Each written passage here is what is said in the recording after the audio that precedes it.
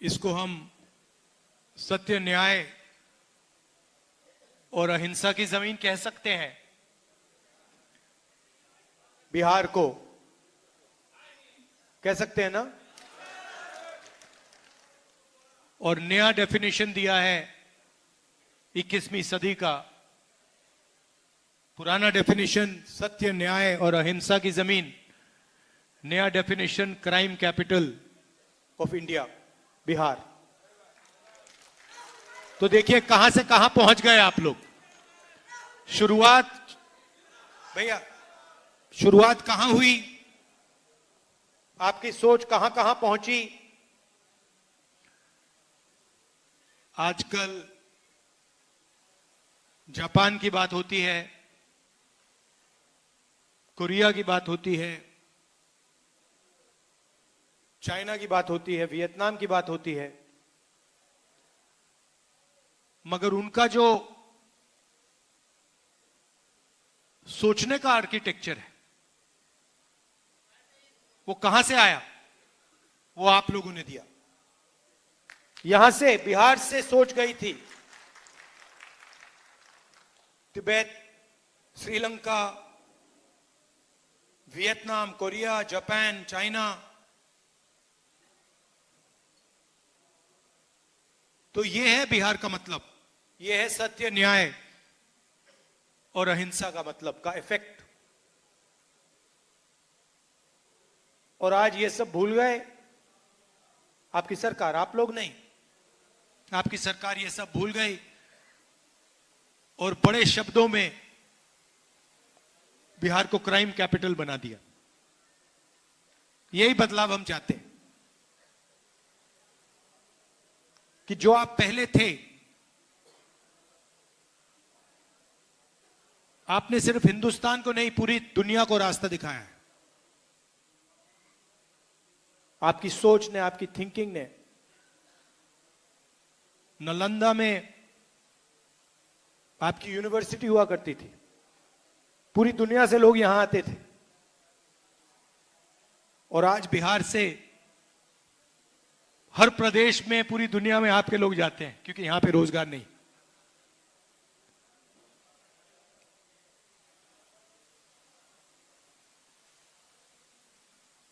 मुझे भी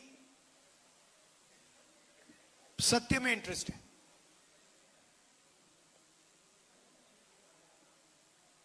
ये जो जाति जनगणना का की जो सोच है, ये मुझे काफी टाइम लगा इस बात को गहराई से समझने के लिए। मैं राजनीति में 2004 में आया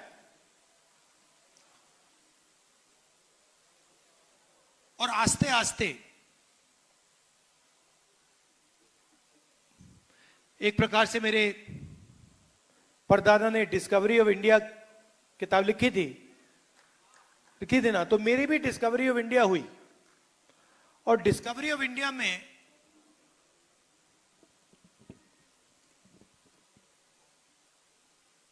आस्ते आस्ते मुझे दिखने लगा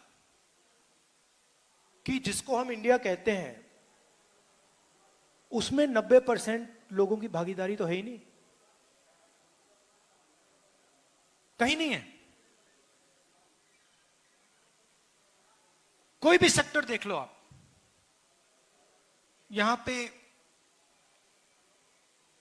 अति पिछड़ा वर्ग की बात हो रही है, दलितों की बात हो रही है, पिछड़ों की बात हो रही है।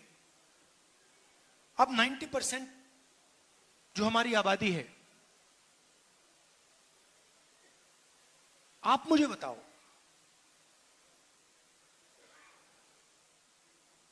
कौन से सेक्टर में आप लोग हो? आप कॉर्पोरेट सेक्टर में हो? 500 सबसे बड़ी कंपनियां हैं, लाखों करोड़ रुपए उनका कर्जा माफ होता है। धड़ाधड़ धड़ाधड़ धड़ाधड़ इंफ्रास्ट्रक्चर के प्रोजेक्ट्स मिलते हैं।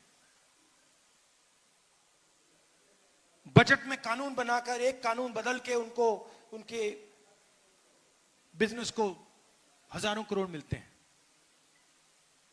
मुझे आप 500 में से एक दलित, ओबीसी, अति पिछड़ा, आदिवासी सीईओ का नाम बता दो। एक भी नहीं है।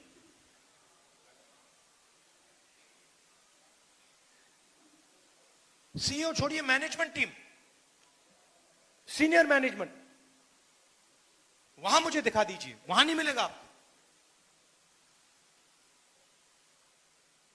पहले सरकारी अस्पताल होते थे, अब प्राइवेट अस्पताल है। पहले सरकार आपका इलाज करवाती थी, अब आपको इलाज करवाने के लिए लाखों रुपए देने पड़ते हैं। प्राइवेट अस्पतालों को सरकार जमीन देती है। किसकी जमीन देती है? आपकी जमीन देती है। प्राइवेट अस्पतालों के मालिकों की लिस्ट निकालो, डॉक्टरों की लिस्ट निकालो, और मुझे आदिवासी नाम, अति पिछड़ा नाम, दलित नाम, पिछड़ा नाम दिखा दो वहां पे।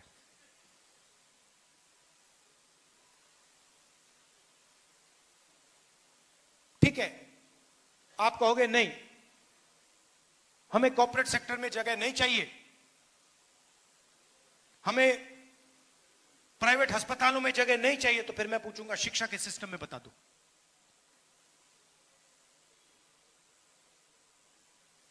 सारे के सारे स्कूल, यूनिवर्सिटी, कॉलेज प्राइवेटाइज, जमीन आपकी,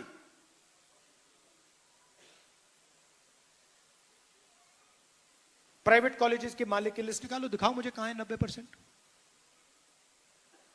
यही बात जुडिशरी में, ब्यूरोक्रेसी की आप जानते हो, रिजर्वेशन है, मगर ब्यूरोक्रेसी में आपके जो लोग हैं वो पीछे बैठे रहते हैं बंद कमरों में।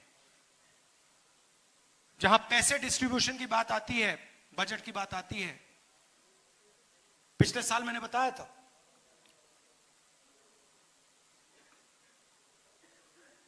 बजट 11 अफसरों ने बनाया, फोटो थी, 90% का उसमें कोई नहीं। बड़ी बड़ी मिनिस्ट्रीज को देख लीजिए,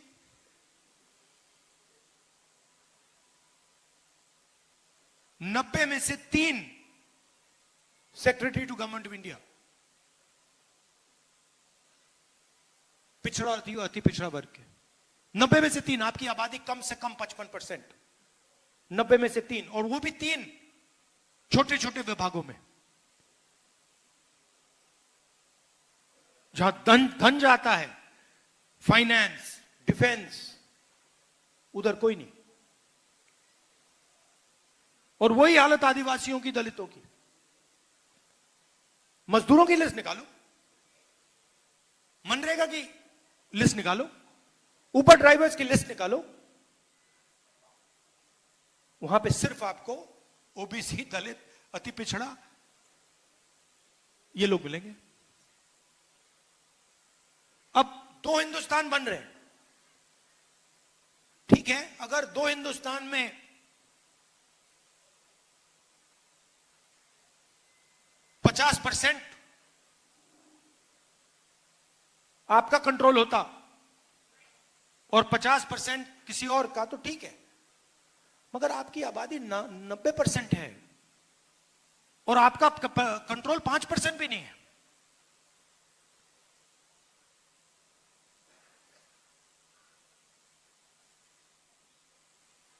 और जब मैं कहता हूं कि हमें पता लगाना है, मैंने कोई पॉलिसी प्रिस्क्रिप्शन आज तक नहीं दी है। मैंने आज तक यह नहीं कहा है कि भाई जाति जनगणना के बाद हम क्या एक्शन लेंगे, मैंने आज तक नहीं बोला है। मैं सिर्फ यह बोल रहा हूं कि पता लगाना है किस देश में किसकी कितनी भागीदारी है, बस पता लगाना है। आपको चोट लगती है, आपको कभी चोट लगी है? हड्डी टूटी आपकी? किसकी यहां पे हड्डी टूटी है? जब आपकी हड्डी टूटी, को पैर टूटा था, हाथ टूटा था? पैर टूटा था। पहली चीज आप डॉक्टर के पास गए, आपने क्या बोला? डॉक्टर ने आपको क्या बोला? एक्सरे कराना है। अगर आप कहते कि भैया मैं नहीं कराऊंगा, तो डॉक्टर आपके बारे में क्या बोलता? और अगर आपको कहता, आप चाहते भैया डॉक्टर मुझे एक्सरे कराना है, और डॉक्टर कहता मैं नहीं कराऊंगा, आप क्या बोलते? करवाना भाई, कैसे नहीं कराओगे? मेरा तो हाथ टूटा है, पैर टूटा है। मैं सिर्फ ये कह रहा हूं कि मुझे दिख रहा है, मुझे सच्चाई दिख रही है कि हिंदुस्तान में 90% को जबरदस्त दर्द हो रहा है, और ये 90% कहीं नहीं दिख रहा मुझे।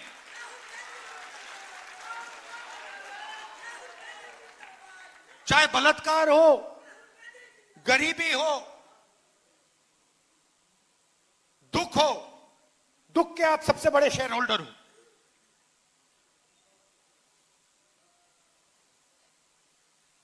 नब्बे % दुख आपका है, आप दुख के शेयर होल्डर हो, बाकी कहीं भागीदारी नहीं आपकी। तो ये तो मुझे सच्चाई दिख रही है, और जैसे मैंने आपसे कहा मैं सच्चाई देखता हूं, मुझे सच्चाई में इंटरेस्ट है, तो मेरे माइंड में आइडिया आया कि भैया देखो पता लगाते हैं ये है क्या। देश का एक्सरे करते हैं। मोदी जी हर भाषण में कहते थे मैं ओबीसी हूं, हर भाषण में। जाति जनगणना के बाद कहते हैं हिंदुस्तान में तो जाति नहीं है। अरे हिंदुस्तान में जात नहीं है तो आप कैसे ओबीसी हो गए?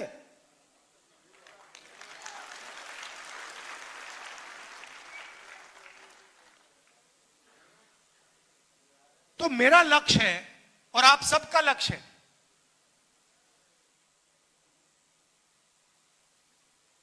जाति जनगणना।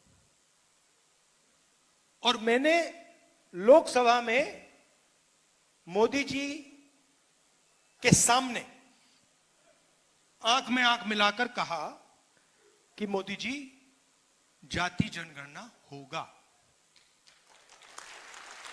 आप जानते हो उनको सरेंडर करने की आदत है। आप देखो, मैं आरएसएस से लड़ता हूं, मैं गहरी बात बोल रहा हूं। इनकी हिस्ट्री है, ये 2 मिनट में चिट्ठी लिखना शुरू कर देते हैं। आजकल मॉडर्न जमाना है, ठीक है भैया चिट्ठी नहीं लिखेंगे, आजकल व्हाट्सएप मार देंगे। ट्रंप साहब ने 11 बार बोला है, 11 बार, कि मैंने नरेंद्र मोदी को सरेंडर करवा दिया। 11 बार बोला है पब्लिक में। नरेंद्र मोदी जी चू नहीं कर पा रहे हैं। नरेंद्र मोदी ये नहीं बोल पा रहे हैं कि ये जो ट्रंप है ये झूठ बोल रहा है, क्योंकि वो सच्चाई है। और मुझे मालूम था कि जिस दिन हमने थोड़ा सा दबाव डाल दिया उस दिन एकदम सरेंडर कर जाएंगे। मगर आप गलत फहमी में मत रहिए। ये जाति जनगणना जो करा रहे ना, ये असली जाति जनगणना नहीं कराएंगे, कभी नहीं कराएंगे।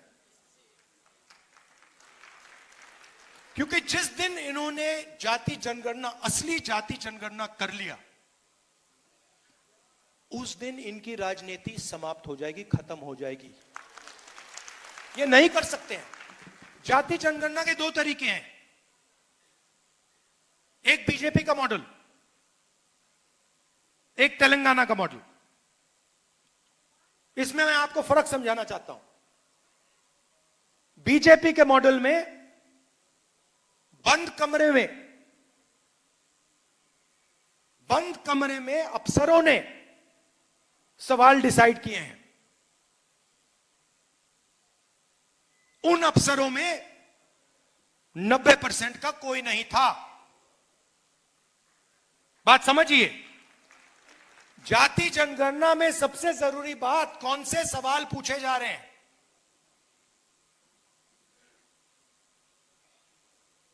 तेलंगाना में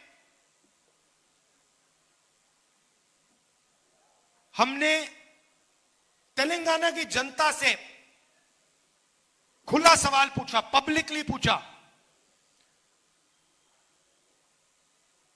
दलित एसोसिएशन,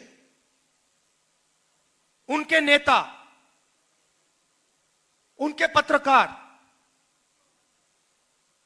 अति पिछड़ा एसोसिएशन, उनके लीडर, पिछड़ा वर्ग के एसोसिएशन, माइनॉरिटी एसोसिएशन, उनके लीडर, उनकी पब्लिक, आदिवासी, जनरल कास्ट, सबसे पूछा कि भैया देखिए, हम जाति जनगणना करने जा रहे हैं, सर्वे करने जा रहे हैं, आप कौन से सवाल पूछवाना चाहते हो।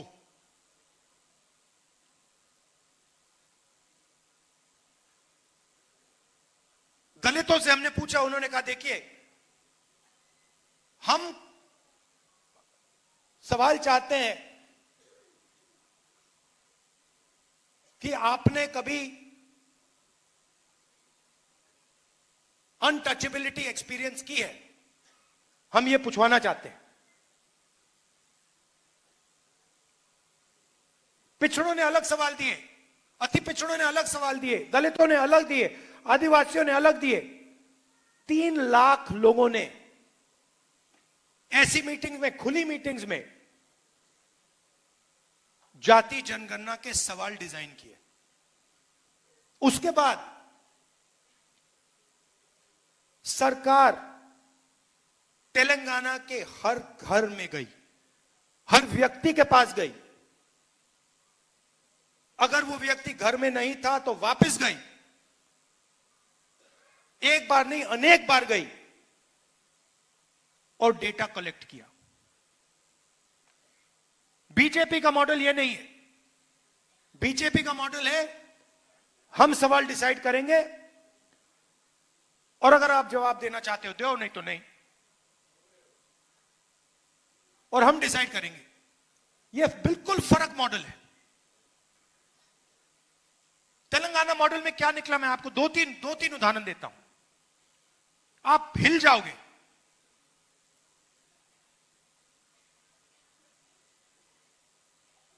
सरकारी कॉन्ट्रैक्ट्स देखे हमने।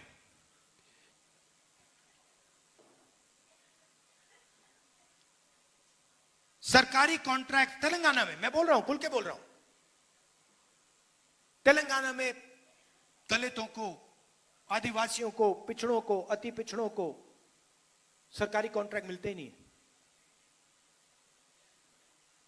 4-5% को सारे के सारे कॉन्ट्रैक्ट मिलते हैं।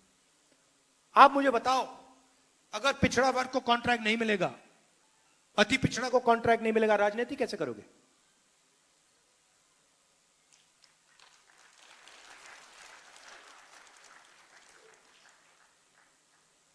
हमने उबर ड्राइवर्स की लिस्ट निकाली है जो डिलीवरी करते हैं।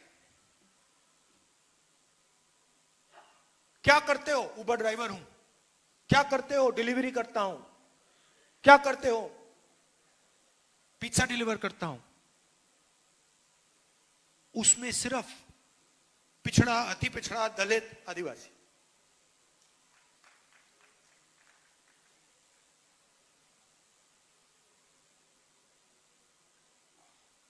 तो बिल्कुल क्लियर है, बिल्कुल साफ हो जाता है। जिस दिन देश में सही जाति जनगणना हुआ, उस दिन एक्सरे छोड़ो एमआरआई जैसा हो जाएगा। आपको पता लग जाएगा भैया यहां क्या है, वहां क्या है, क्या हो रहा है। और ये मैं आपको बोल रहा हूं, या तो बीजेपी सही जाति जनगणना करेगी, मुझे नहीं लगता करेगी। वो 27 में कह रहे करेंगे, मुझे नहीं लगता। मगर मैं आपको वायदा कर रहा हूं, बीजेपी करे ना करे, मैं तो पार्लियामेंट हाउस में, राज्यसभा में, लोकसभा में वो करवा के दूंगा। क्योंकि मैं आपको सच्चाई दिखाना चाहता हूं। मैं आपको आपकी सच्चाई दिखाना चाहता हूं कि आपके साथ, आपके खिलाफ इस देश में किस प्रकार से काम किया जा रहा है। आपके बच्चों के भविष्य के खिलाफ किस प्रकार काम किया जा रहा है। मैं आपको ये क्लैरिटी से दिखाना चाहता हूं। ये देखो, ये है आपकी सच्चाई। और ये मेरे लिए राजनीतिक लक्ष्य नहीं है भैया। ये मैं राजनीति के लिए नहीं कर रहा हूं, ये मैं अपने देश के लिए कर रहा हूं, सच्चाई के लिए कर रहा हूं।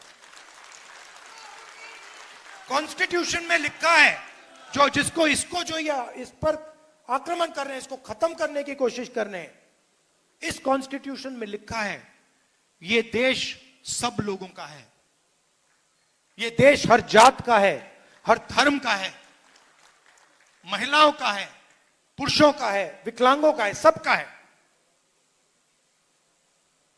और जाति जनगणना इस कॉन्स्टिट्यूशन, इस प्यारे कॉन्स्टिट्यूशन की रक्षा करने का तरीका है। और मैं जानता हूं जो मैं कह रहा हूं, इस बात को आप गहराई से समझ रहे हो, क्योंकि आपके लाइफ में आपको दिखता होगा। अभी मैं आया, छोटी सी बच्ची मुझे कहती है मैं डॉक्टर बनूंगी।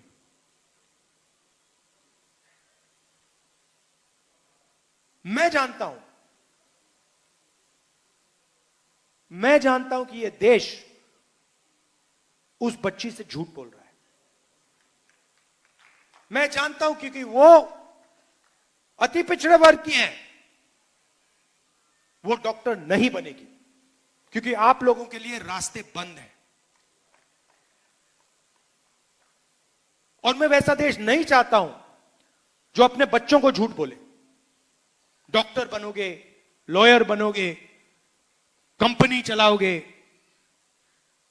आईएएस अफसर बनोगे, और फिर लिस्ट निकालो, कुछ नहीं, 90% उस लिस्ट में है ही नहीं। उसमें गरीब जनरल कास्ट के भी लोग हैं, वो भी परे किए गए हैं। 95% लोगों के लिए इस देश में कुछ नहीं है। पहले पब्लिक सेक्टर हुआ करता था, सारा का सारा प्राइवेटाइज कर दिया। अदानी, अंबानी, ये नाम आप जानते हो। पोर्ट, एयरपोर्ट, डिफेंस, जो भी इनको चाहिए, जितनी भी जमीन चाहिए, धारावी लेने की कोशिश कर रहे हैं। आप धारावी गए कभी? धारावी कोई गया है यहां पे? धारावी इनोवेशन का सेंटर है हिंदुस्तान में।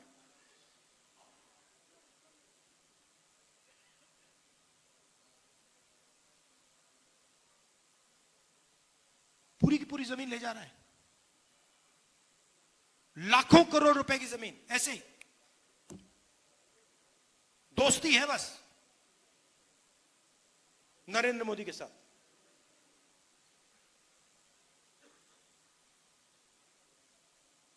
लाखों लोगों को बर्बाद कर रहा है।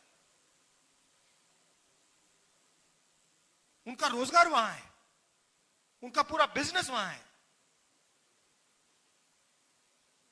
वहां से उठा के ऐसे फेंक रहा है जैसे उनका कोई मतलब ही नहीं।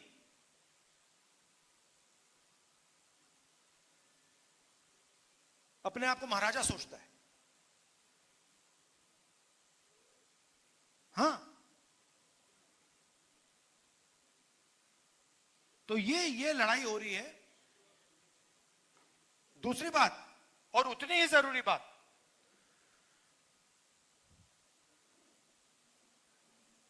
ये आइडिया कहां से आया कि हिंदुस्तान में सिर्फ 50% रिजर्वेशन हो सकता है? आपकी आबादी 90% और 50% की दीवार बना दी कि भैया 50% से ज्यादा रिजर्वेशन नहीं हो सकता। जाति जनगणना हमने तेलंगाना में की, और मैं आपको बता रहा हूं, जाति जनगणना हमने तेलंगाना में की, अगले दिन चीफ मिनिस्टर ने उसको, दीवार को तोड़ दिया। वो चॉइस ही नहीं थी भाई, आप ताली बजा रहे हो, चॉइस नहीं थी। जब उसने देखा कि जाति जनगणना में क्या लिखा है, जब उसने डेटा देखा, उसको पता लग गया कि भैया ये तो बिल्कुल गलत है, इसको तोड़ो। एक दिन नहीं लगा। तो मैंने दो बातें कही थी वहां पे, दोनों को कराऊंगा मैं। तेलंगाना में हो गया, कर्नाटक में हो गया, जहां भी हमारी सरकार बनेगी वो 50% को वहीं तोड़ देंगे। और जाति जनगणना में और इस दीवार में लिंक है। जाति जनगणना के साथ अगर हमने बाकी जो डेटा हिंदुस्तान की सरकार के हाथ में है वो जोड़ दिया, तो विकास का एक बिल्कुल नया तरीका बनेगा। जिस चीज को, जिस प्रकार से हम विकास के बारे में सोचते हैं, वही बदल जाएगा पूरा। मतलब पैराडाइम ही चेंज हो जाएगा।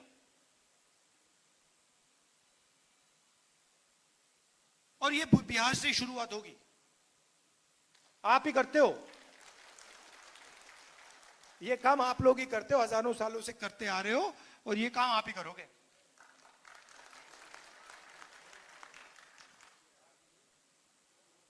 सही बात है ना?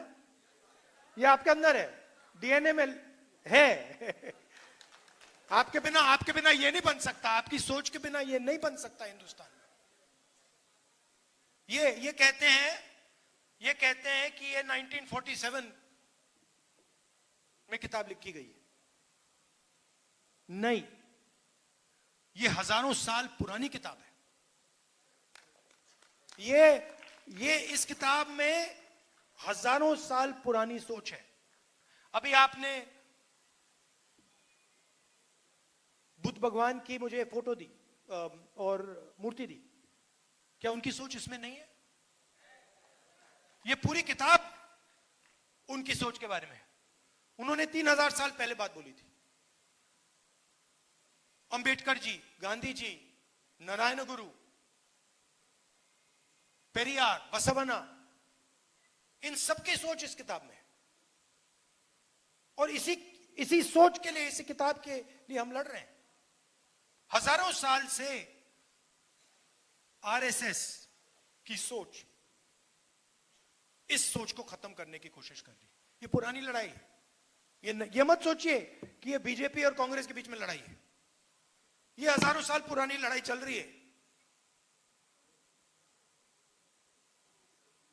हजारों साल पुरानी लड़ाई है ये बस उसका मॉडर्न रूप है। और आप जानते हो कि इस देश में कौन उस लड़ाई को जीतता है। हिस्ट्री देख लीजिए। आप बुद्ध भगवान का नाम लेते हैं, नारायण गुरु का नाम लेते हैं, गांधी जी, अंबेडकर जी, ये सब इसी विचार के लोग हैं। दूसरे साइड के नाम बता दो।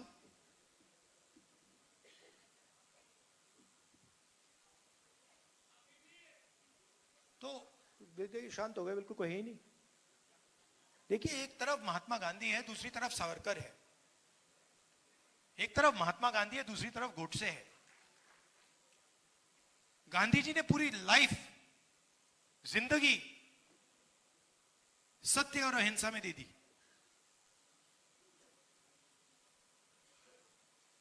ऐसी स्पीच अगर कोई व्यक्ति 1000 साल बाद दे, वो भी गांधी जी का नाम याद रखेगा। किसी को नहीं मालूम होगा ये सावरकर कौन था।